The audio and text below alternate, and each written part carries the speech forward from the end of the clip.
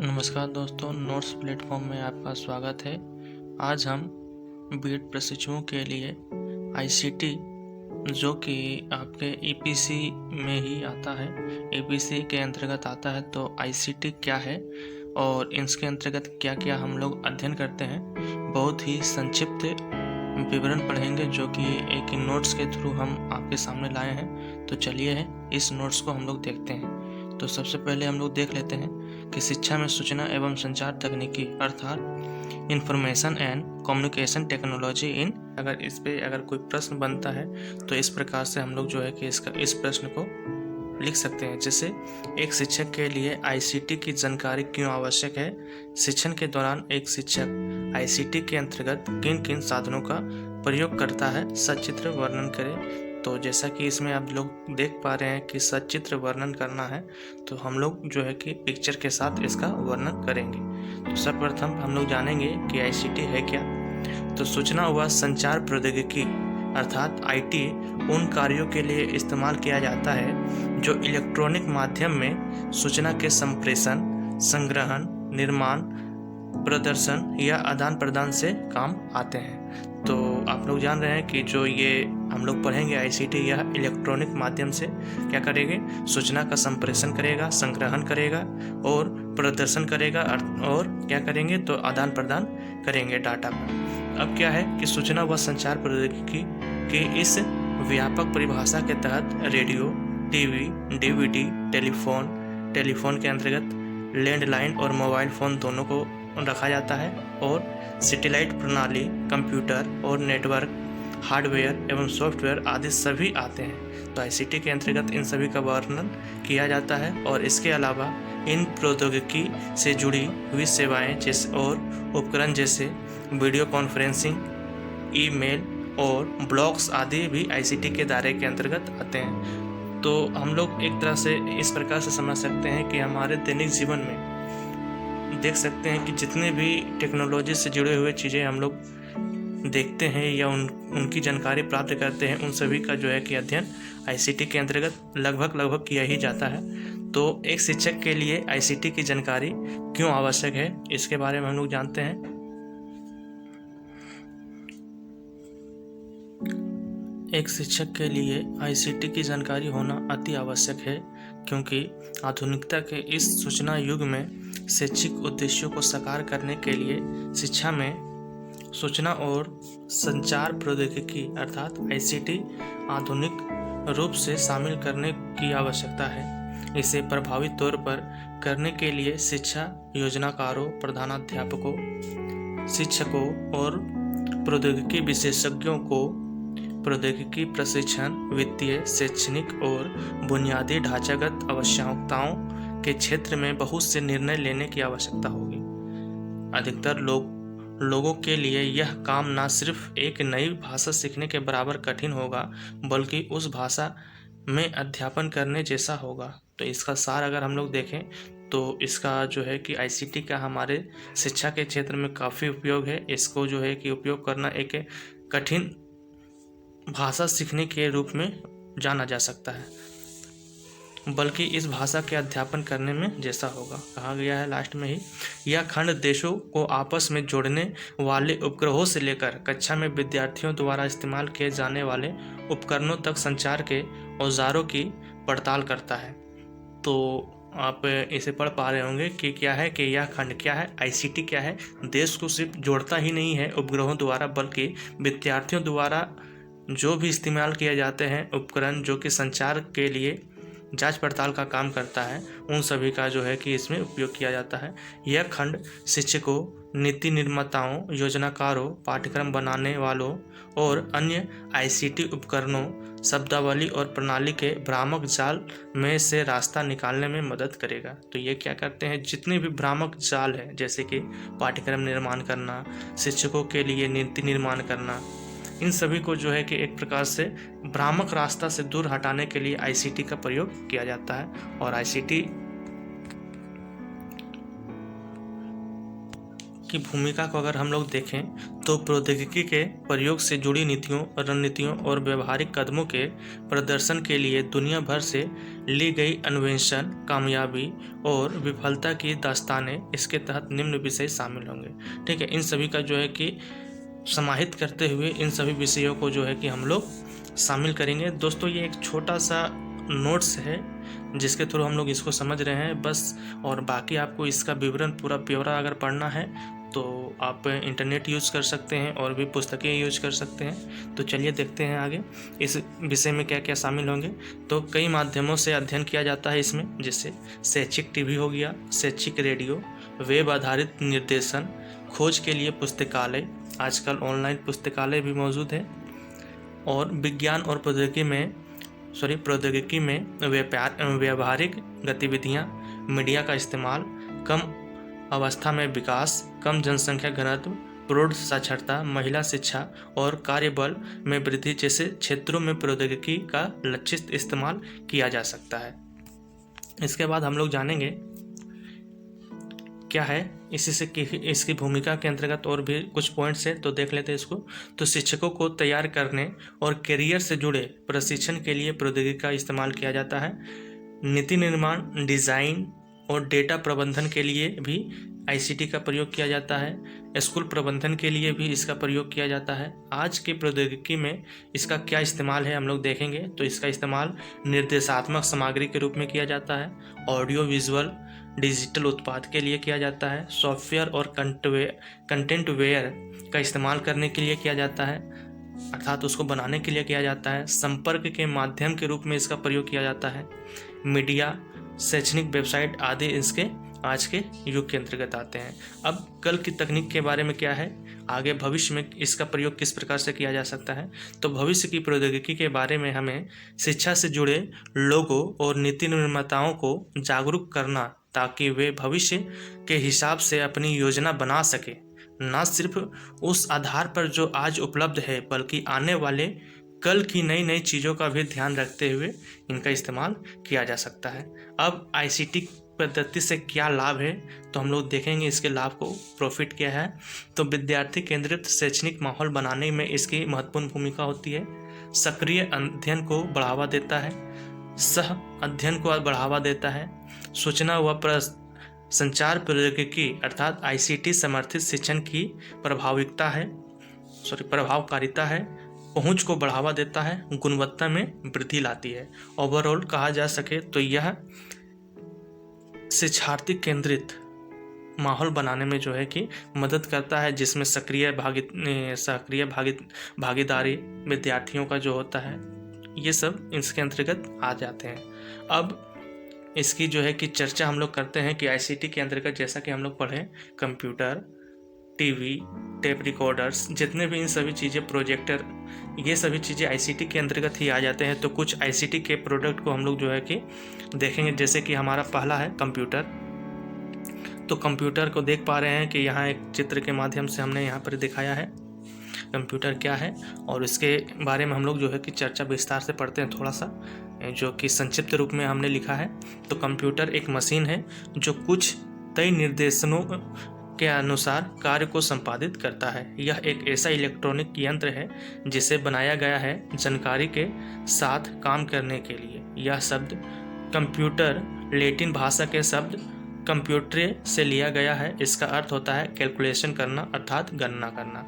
अब क्या है कि कंप्यूटर के मुख्यतः 3 कार्य हैं। पहला कार्य क्या है, डाटा अर्थात आंकड़ों को लेना, जिसे इनपुट कहा जाता है। सेकंड कार्य है उस आंकड़ों अर्थात डाटा को प्रोसेसिंग संचालित करना, तथा तीसरा था प्रोसेसिंग अर्थात संचालित आंकड़ों को दिखाना, जिसे आउटपुट कहा जाता है। इनपुट से आउटपुट देना ही इसका मेन रूप है। और जहाँ तक हमने कंप्यूटर का पूरा नाम लिखा है, उसके बाद हम लोग देखते हैं कि शिक्षण अधिगम में कंप्यूटर क्या रोल अदा करता है। तो पहला देखेंगे हम लोग कि यह शिक्षण की न्यूनता पूर्ति करता है, छात्रों का वर्गीकरण कर पाता है, समय सारणी तैयार कर पाता है, समय सारणी का तैयार करना, अधिगम संसाधनों का आवंटन करना, प्रगति अभिलेखों का रख रखाव करना, आसान पहुंच, प्रत्यक्ष अंतःक्रिया हो गया, ट्यूटोरियल और वार्तालाप इनके थ्रू किया जा सकता है।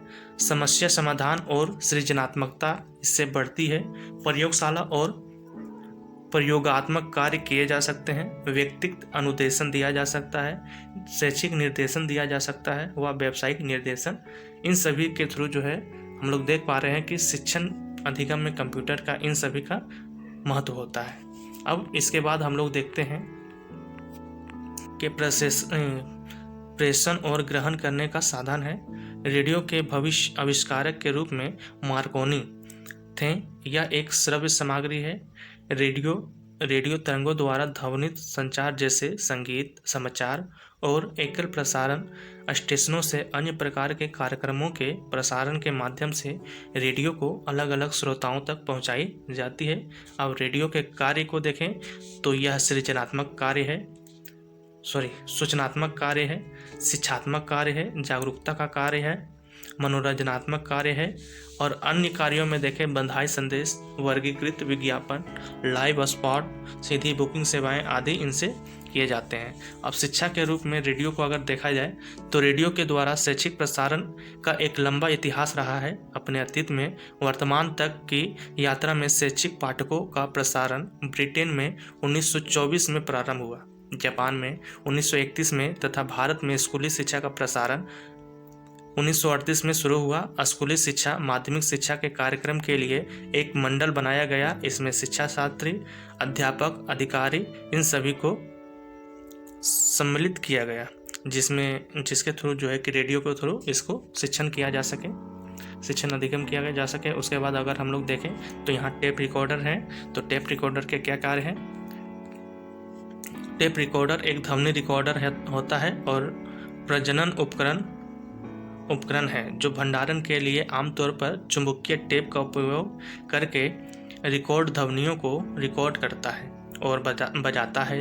अपने वर्तमान रूप में यह एक टेप सिर पर टेप को संचालित करके एक उतार चढ़ाव संकेत रिकॉर्ड करता है जो ऑडियो सिग्नल के अनुपात में टेप में चुंबकीय डोमेन को ध्रुवीकरण करता है।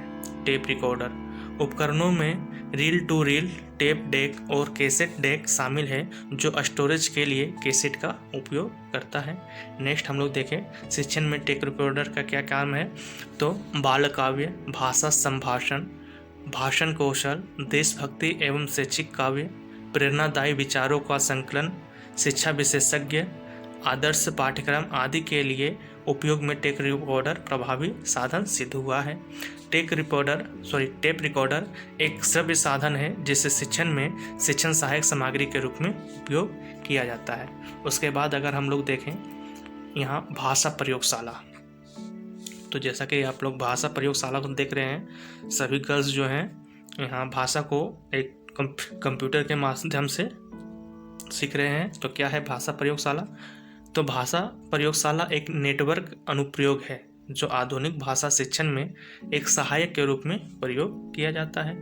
यह शिक्षण के पारंपरिक तरीके से और पूरी तरह से अलग भाषा कौशल प्रदान करने के लिए एक तकनीक स्रोत है। भाषा प्रयोगशाला मूल भाषा कौशल की पद्धति को विकसित करता है। यह व्यक्तिगत ध्यान का लाभ उठाने, सुनने और विधि ओएस सुनने के माध्यम से सीखने और पूरी तरह से कंप्यूटरीकृत वातावरण में सीखने की पद्धति के माध्यम से भाषा में महारत हासिल करने के लिए एक आसान तरीका प्रदान करता है। नेक्स्ट है यह छात्रों को उनके लेखन और मौखिक से भाषा की क्षमताओं की में वृद्धि करता है। अगर हम लोग शिक्षण में भाषा प्रयोगशाला की बात करें तो यह वाक् पहचान करता है, भाषा कन्वर्टर और रिकॉर्डर का कार्य करता है, स्थिति जन्य अंग्रेजी अन्य भाषा डेमो देता है, वीडियो सबक बात करते हुए भाषा के सुधार करने के लिए कार्य करता है, मॉडल नकली करता है यानी विशेषज्ञ आवाज़ के साथ खुद की ध्वनि तुलना करने के लिए कार्य में लाई जाती है आदि। नेक्स्ट हम लोग देखेंगे टेलीकॉन्फ्रेंसिंग। तो टेलीकॉन्फ्रेंसिंग जैसा कि आप लोग देख पा रहे हैं यहाँ पर ही बहुत सारे लोग हैं और टेलीकॉन्फ्रेंसिंग कर रहे हैं। तो ये क्या है हम लोग पढ़ते हैं। तो टेलीकॉन्फ्रेंसिंग दूरसंचार का एक माध्यम है। यह इलेक्ट्रॉनिक्स द्वारा दो या अधिक स्थानों के बीच लोगों को जोड़ने के लिए एक सामान्य शब्द है। दूसरे शब्दों में अगर कहा जाए तो यह एक दूरसंचार चैनल का उपयोग करता है। यह लोगों को कई स्थानों पर जोड़ सकता है। यह दो या दो से अधिक स्थानों के साथ संचार प्रदान करता है। यह उपयोगकर्ताओं की सक्रिय भागीदारी की आवश्यकता के लिए गतिशील माध्यम है।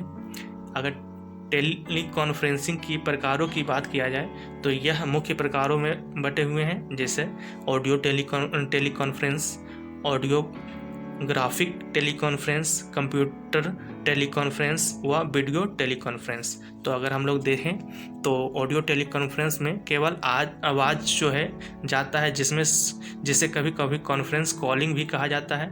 दूर दराज के स्थानों में लोगों को टेलीफोन लाइनों के माध्यम से इंटरेक्टिव रूप में जोड़ता है। नेक्स्ट है ऑडियो ग्राफिक टेलीकॉन्फ्रेंस। जैसा कि यहाँ पर वर्ड से पता चल रहा, ऑडियो के साथ क्या होगा, ग्राफिक्स का प्रयोग होगा। तो जैसे यह डेस्कटॉप कंप्यूटर कॉन्फ्रेंसिंग व एंड्रॉयड ऑडियो है, एनहांस्ड ऑडियो है, एडवांस भी बोल सकते हैं, और एडवांस ऑडियो है। ऑडियो ग्राफिक्स का उपयोग मीटिंग और दूरस्थ शिक्षा के लिए किया जाता है। नेक्स्ट है कंप्यूटर टेलीकॉन्फ्रेंसिंग। दो या दो से अधिक कंप्यूटर और मोडेम को जोड़ने के लिए टेलीफोन लाइनों का उपयोग करता है। छात्र यहाँ से मेल के द्वारा अर्थात ईमेल, ग्रंथ, कार्यपुस्तिका, कक्षा कक्ष फाइल आदि को डाउनलोड करते हैं। नेक्स्ट है वीडियो कॉन्फ्रेंसिंग की बात करें तो यह आवाज़ संचार और वीडियो चित्र प्रदान करने के लिए ऑडियो और वीडियो को जोड़ता है। जैसे एग्जाम्पल में वर्तमान में हम लोग खूब यूज़ किए हैं इसका, जैसे Zoom, Google Meet etc।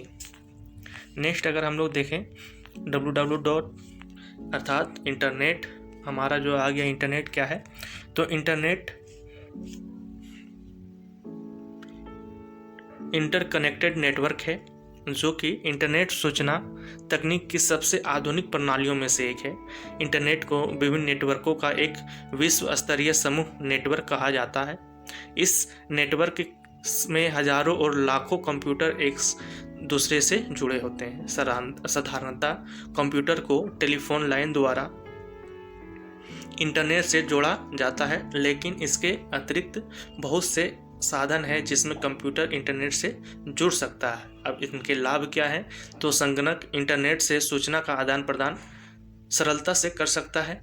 Internet से बातचीत, खरीदारी, व्यवसाय, पत्र व्यवहार, मनोरंजन आदि कार्य किए जाते हैं। शोध कार्य हेतु इंटरनेट अधिक महत्वपूर्ण है। जानकारी प्राप्त करने में इंटरनेट अलादीन का चिराग है। शिक्षा क्षेत्र में हेतु यह बहुत सी महत्वपूर्ण है। इंटरनेट से के द्वारा ईमेल से ग्राफिक्स, टेक्स्ट तथा एनिमेशन आदि को आसानी से एक स्थान से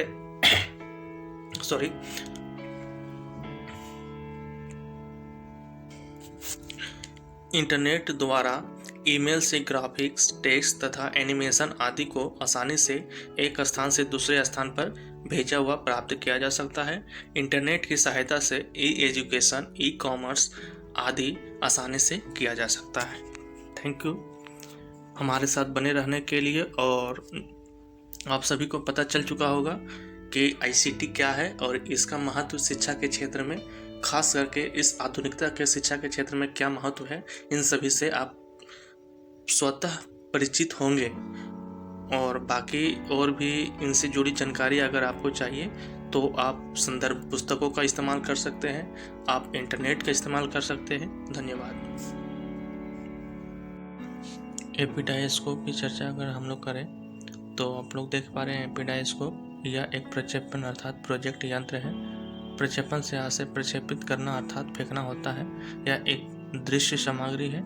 इसका कार्य छोटे चित्र को बड़ा करके प्रक्षेपित करना होता है। इसके उपयोग करते समय कमरे में अंधेरा होना चाहिए। इसमें बल्ब, लेंस व कांच का प्रयोग होता था।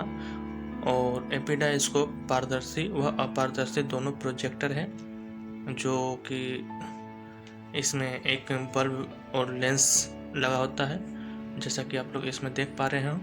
एपिडायस्कोप के माध्यम से कांच की पारदर्शी स्लाइड पर बने चित्रों को बड़ा करके प्रक्षेपित किया जा सकता है। नेक्स्ट हमारा है OHP ओवरहेड प्रोजेक्टर परिप्रक्षेपण यंत्र। तो आप लोग देख पा रहे हैं ओवरहेड प्रोजेक्टर, जो कि अभी बहुत से शिक्षण संस्थानों में इनका उपयोग किया जाता है। तो यह एक दृश्य सहायक सामग्री है। यह एक प्रक्षेपण यंत्र है। प्रक्षेपण से अर्थ प्रक्षेपित करना अर्थात फेंकना होता है, थ्रो करना होता है। इस प्रक्षेपण यंत्र द्वारा किसी भी छोटी चीज़ों को बड़ा करके प्रक्षेपित करना होता है। इसके बारे में हम लोग जो भी पढ़े थे 5 पॉइंट वो ऊपर में था। नेक्स्ट है OHP क्या है, तो यह एक ट्रांसपेरेंसिया या पारदर्शिकाएं के नाम से भी जाना जाता है। OHP यंत्र के माध्यम से प्लास्टिक के सीटों पर बने चित्रों को बड़ा करके प्रक्षेपित किया जाता है। प्लास्टिक की यह सीट ट्रांसपेरेंसिया व पारदर्शिकाएं कहलाती है। प्रायः इनका उपयोग शैक्षणिक, व्यावसायिक व अन्य कार्यों के लिए भी किया जाता है। नेक्स्ट हम लोग देखेंगे यह LCD प्रोजेक्टर है। तो LCD प्रोजेक्टर के अंतर्गत हम लोग देखेंगे कि LCD प्रोजेक्टर छोटे लिक्विड क्रिस्टल पैनल का उपयोग करके बनाए जाते हैं। यह एक दृश्य सामग्री है जहां प्रतिबिंब के बजाय प्रकाश की संरचना होती है। यह प्रत्येक रंग के लिए मुख्यतः 3 पैनल लाल, हरा व नीला, जो कि प्राथमिक कलर्स हैं, का उपयोग करता है। ऑप्टिकल फिल्टर का मुख्य काम लैंप से सफ़ेद रोशनी को तीनों रंगों में विभाजित करना और उन्हें उनके संबंधित पैनल के माध्यम से निर्देशित करना होता है। LCD प्रोजेक्टर के लाभ देखा जाए तो इसका उपयोग छोटी इमेज को बड़ा इमेज करके देखने के लिए किया जाता है। इमेज की क्वालिटी होना चाहिए, गुणवत्ता बहुत ही अच्छी होती है। यह आसानी से कहीं भी कम जगहों में भी रखा जा सकता है। इसका उपयोग मुख्यतः फिल्म जैसी इमेज बनाने के लिए व शिक्षा से जुड़ी इमेज को दर्शाने के लिए भी प्रयोग किया जा सकता है। नेक्स्ट हमारा स्लाइड प्रोजेक्टर है। तो स्लाइड प्रोजेक्टर क्या है, यह भी एक दृश्य सामग्री है। स्लाइड प्रोजेक्टर एक स्टैटिक किरण अर्थात पारदर्शी प्रदर्शन युक्ति होती है। स्लाइड प्रोजेक्टर एक विशेष प्रोजेक्टर है जिसे स्लाइड के साथ उपयोग करने के लिए डिजाइन किया गया है। स्लाइड्स छोटे फ्रेमवर्क हैं जो मजबूत फ्रेम में लगाए जाते हैं, जो आदर्श रूप से आवर्धन अर्थात बड़ा करने और प्रक्षेपित करने के अनुकूल होते हैं, क्योंकि उनमें बहुत अधिक रिजॉल्यूशन और परिणाम स्वरूप उच्च छवि गुणवत्ता होती है। प्रायः वर्तमान समय में स्लाइड प्रोजेक्टर के उपयोग में गिरावट आ गई है, क्योंकि अन्य प्रक्षेपण विधियां बहुत ही अधिक लोकप्रिय हो गई है। स्लाइड प्रोजेक्टर के द्वारा अनेकों दृश्यों, चित्रों व अन्य भिन्न भिन्न प्रकार के भ्रामक छवियों को व्यावसायिक और शैक्षणिक परिस्थितियों के लिए स्लाइड तैयार किए जाते हैं, जो शिक्षक के लिए उदाहरण प्रदर्शित करने के लिए कला के प्रसिद्ध कार्यों को स्लाइड के उपयोग में कर सकते हैं। तो हमारा और भी ICT के अंतर्गत और भी प्रोजेक्टर्स आ सकते हैं, चाहे और भी प्रक्षेपण यंत्र कह सकते हैं। वो सभी शैक्षणिक टीचिंग से जुड़े हुए जितने भी हम लोग संचार के रूप में, चाहे वो दृश्य हो, चाहे वो श्रव्य हो या श्रव्य दृश्य के रूप में उपयोग करते हैं, सभी जो है कि ICT के अंतर्गत देखी जा सकती है और उसका उपयोग भी शिक्षा के क्षेत्र में किया जा सकता है।